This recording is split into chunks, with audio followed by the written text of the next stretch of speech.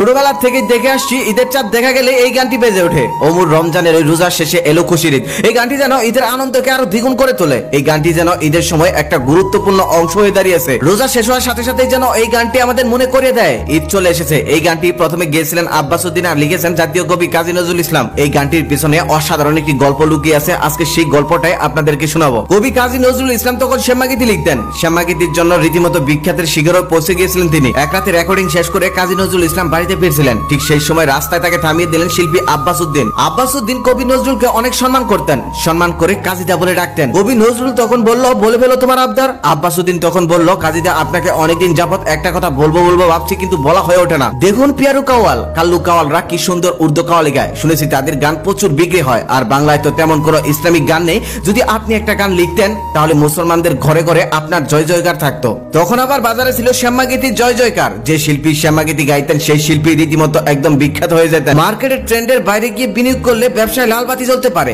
আব্বাস উদ্দিন যতই বায়না ধরছিলেন, কবি কাজী নজরুল ইসলাম ততই বেগে বসছিলেন। আব্বাস উদ্দিনের নাসর বান্দা এত সহজে ছাড়বে না। নজরুল নিজেও শ্যামাগীতি লিখতেন, সুর করতেন, বাজারে ছিল তার তুমুল জনপ্রিয়তা।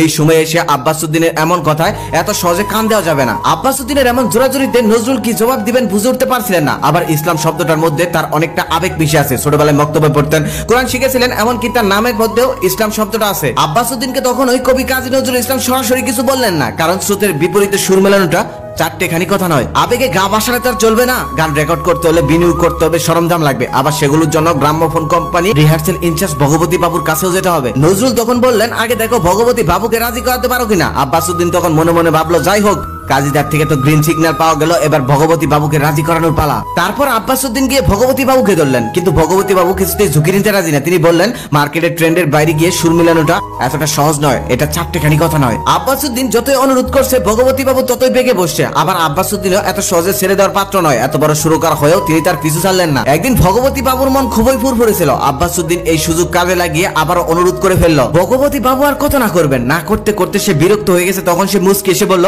আপনি অবশ্যই নাসর বান্দা আছেন, আমাকে এত সহজে ছাড়বেন না। আচ্ছা যান, গান নিয়ে আসুন। ভগবতী বাবুর মুখে এই কথাটা শোনার পর আব্বাস উদ্দিনের চোখে জল এসে যায়। এবার তাকে গান লিখতে হবে। কবি কাজী নজরুল ইসলাম চা আর পান খুবই পছন্দ করতেন। তারপর তিনি চা আর পান সঙ্গে করে নিয়ে চলে গেলেন কবি কাজী নজরুল ইসলামের বাসায়। তারপর পান মুখে দিয়ে কাজী নজরুল ইসলাম খাতা কলম হাতে নিয়ে দরজা বন্ধ করে দিলেন। এদিকে আব্বাস উদ্দিন অপেক্ষার প্রহর গুনতে লাগলেন। দাঁড়িয়ে থাকতে থাকতে সময় যেন কাটে না তার, তাই তিনি এদিক সেদিক পাচারি করতে লাগলেন। আব্বাস উদ্দিনের অপেক্ষার প্রহর গুনতে গুনতে আধা ঘন্টা কেটে যায়। আধা ঘন্টা পরে নজরুল দরজা খুলেন। দরজা খুলে প্রথমে পানের পিক ফেলে তারপর একটি কাগজ তার হাতে ধরিয়ে দেন। সেই কাগজটি ছিল কবির আধা ঘন্টা সাধনা আর আব্বাস উদ্দিনের 6 মাসের পরিশ্রম। তারপর আব্বাস উদ্দিন পড়তে শুরু করলেন, ওমন রমজানের এই রোজার শেষে এলো খুশির ঈদ, তুই